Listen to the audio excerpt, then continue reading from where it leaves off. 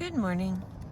We're going to continue with page 121 from getting to yes, negotiating agreement without giving in. It's a beautiful morning here. Now I'm going to continue with trust is a separate issue. Mrs. Jones says, "You don't trust me. After all I've done for you." Turnbull states, "Mrs. Jones, we appreciate all you've done for us, but trust is not the issue here. The issue is the principle. Did we pay more than we should have? What considerations do you think we should take into account in deciding this?" Analysis. Mrs. Jones tries to manipulate Turnbull into a corner. Either he pursues the point and looks untrusting, or he looks trusting and he gives in.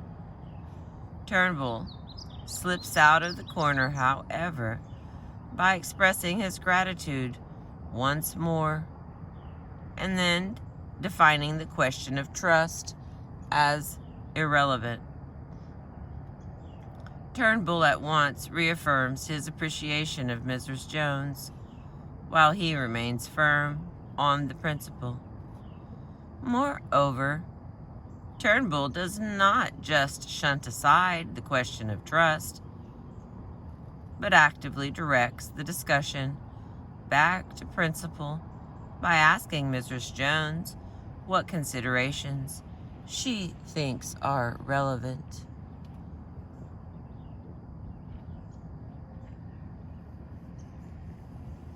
Turnbull sticks to principle without blaming Mrs. Jones. He never calls her dishonest. He does not ask, "Did you take advantage of us?"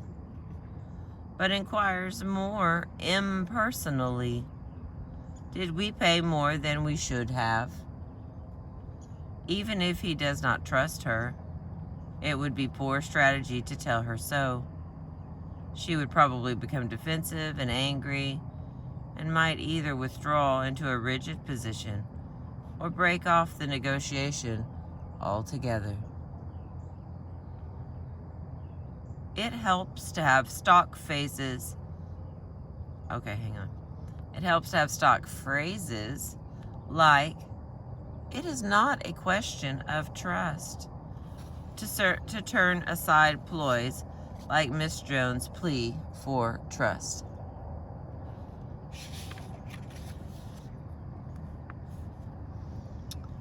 And another question, and then we'll have the analysis. "Could I ask you a few questions to see whether my facts are right?" Turnbull says, "Could I ask you a few questions to see whether the facts I've been given are correct? Is the apartment really under rent control?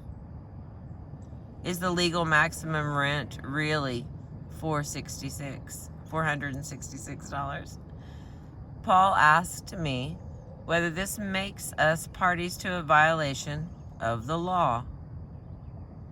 Did someone inform Paul at the time he signed the lease that the apartment was under rent control and that the legal maximum was $134 lower than the rent he had agreed to?" Analysis. Statements of facts can be threatening. Whenever you can, ask a question instead. Turnbull might have declared, "The legal rent is $466. You broke the law.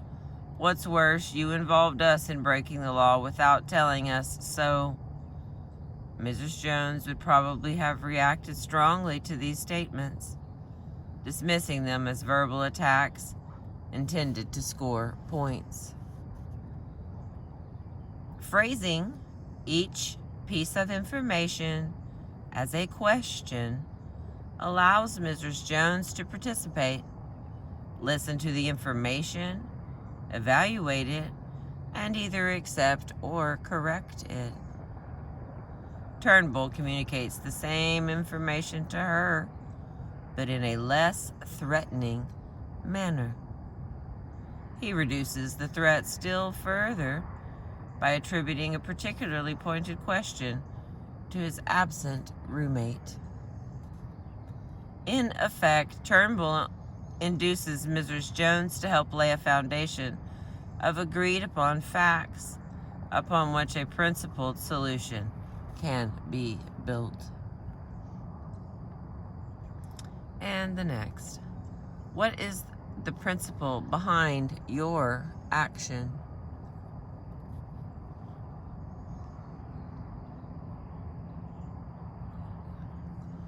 Turnbull states, I'm not clear why you charged us $600 a month. What were your reasons for charging that amount?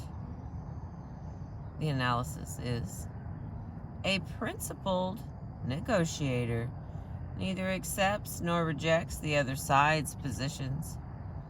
To keep the dialogue focused on the merits, Turnbull questions Mrs. Jones about the reasons for her position. He does not ask whether there were any reasons. He assumes there are good reasons. This flattering assumption leads the other side to search for reasons, even if there are none, thus keeping the negotiation on the basis of principle. And the next. Let me see if I understand what you're saying. Turnbull says, let me see if I understand what you are saying. Mrs. Jones, if I've understood you correctly, you think the rent we paid is fair because you made a lot of repairs and improvements to the apartment since the last rent control evaluation. It wasn't worth your while to ask the rent control board for an increase for the few months you rented the place to us. In fact, you rented it only as a favor to Paul, and now you're concerned that we may take unfair advantage of you and try to get money from you as the price for moving out. Is there something I've missed or misunderstood? The analysis. Principled negotiation requires good communication. Before responding to Mrs. Jones' arguments, Turnbull restates to her in positive terms what he has heard to make sure he has indeed understood her. Once she feels understood, she can relax and discuss the problem constructively. She can't dismiss his arguments on the grounds that they do not take into account what she knows. She is likely to listen now and be more receptive. In trying to sum up her point of view, Turnbull establishes a cooperative game in which both are making sure he understands the facts. Okay, the next. Let me get back to you. Turnbull says, now that I think I understand your point of view, let me talk with my roommate and explain it to him. Can I get back to you tomorrow sometime? The analysis. A good negotiator rarely makes an important decision on the spot. The psychological pressure to be nice and to give in is too great. A little time and distance help separate the people from the problem. A good negotiator comes to the table with a credible reason in his pocket for leaving when he wants. Such a reason should not indicate passivity or inability to make a decision. Here, Turnbull sounds as if he knows exactly what he is doing, and he arranges to resume the negotiation at a given time. He shows not only decisiveness, but also control over the course of the negotiation. Once away from the table, Turnbull can check on points of information and consult his constituency. Paul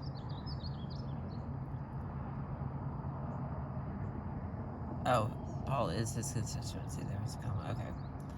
Okay. He can think about the decision and make sure he has not lost perspective. Too much time at the table may wear down one's commitment to principled negotiation. Returning to the table with renewed resolve, Turnbull can be soft on the person without being soft on the problem. Here comes the sun.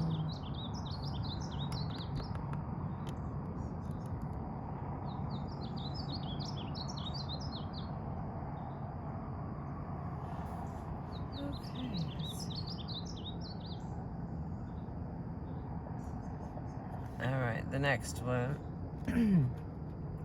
Let me show you where I have trouble following some of your reasoning. Turnbull says, let me show you where I have trouble following some of your reasons for the extra $134 a month. One reason was the repairs and improvements on the apartment. Excuse me.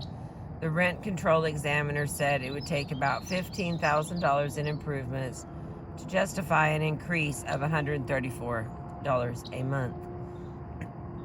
Excuse me. How much money was spent on improvements? I must admit, it did not seem like $15,000 worth to Paul and me. The hole in the linoleum you promised to repair was never fixed. Neither was the hole in the living room floor. The toilet broke down repeatedly. These are just some of the defects and malfunctions that we found. And the analysis of all that conversation.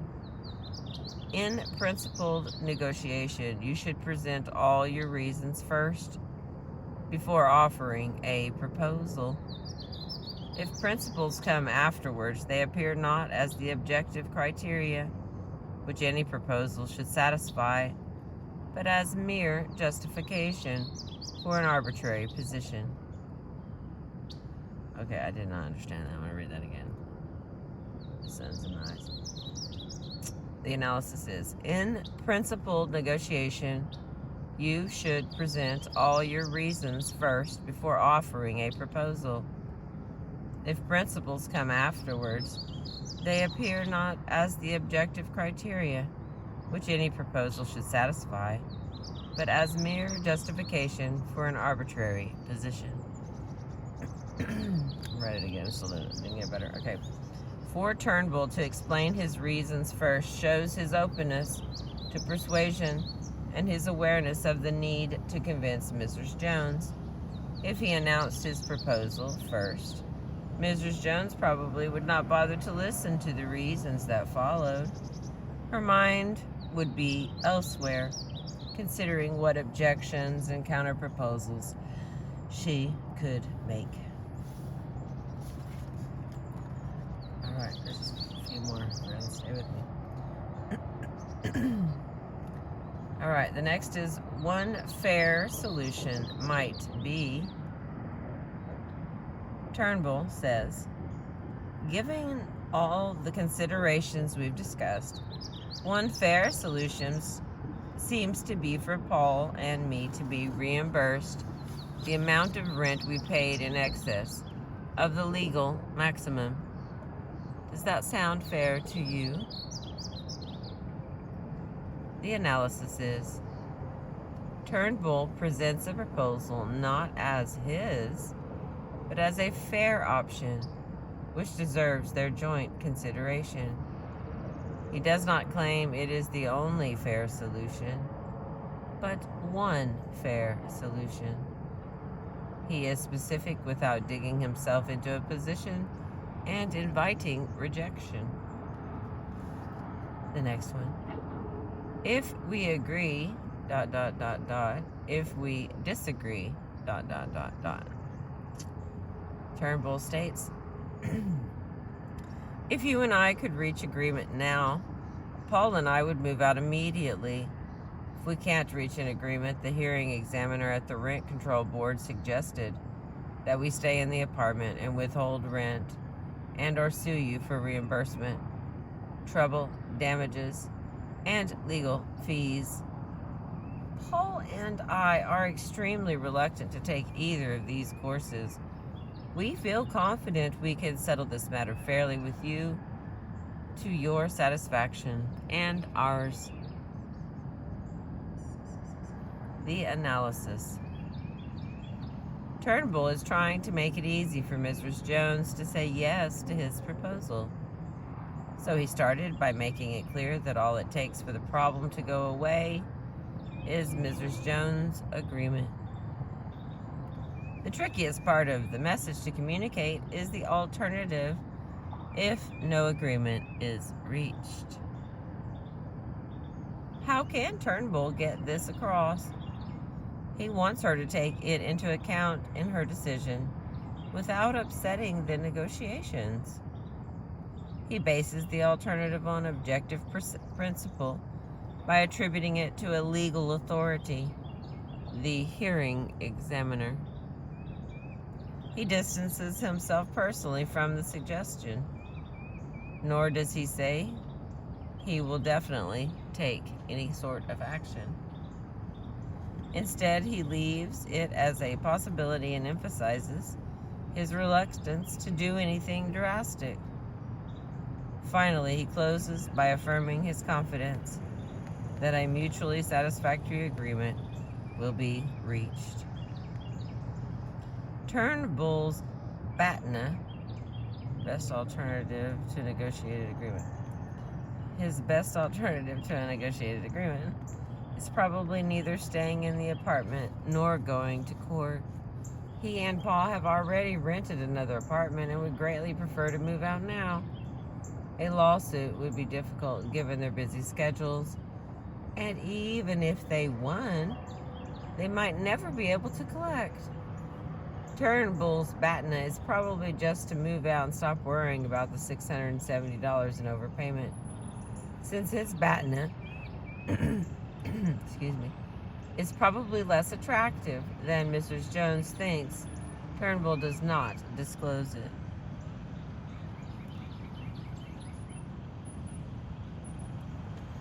The next topic, question for topic. We'd be happy to see if we can leave when it's most convenient for you, Mrs. Jones says. When do you plan to move out? Turnbull states, as long as we've agreed on the appropriate rent for our time in the apartment, we would be happy to see if we can leave when it's most convenient for you. When would you prefer? The analysis. Sensing the possibility of a joint gain, Turnbull indicates his willingness to discuss ways of meeting Mrs. Jones' interest. As it turns out, Turnbull and Mrs. Jones have a shared interest in Turnbull moving out as soon as possible.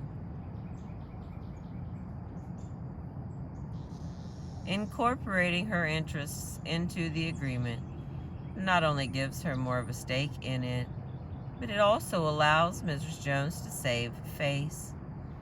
On the one hand, she can feel good about agreeing to a fair solution, even though it does cost her money. On the other hand, she can say that she got the tenants out of the apartment early.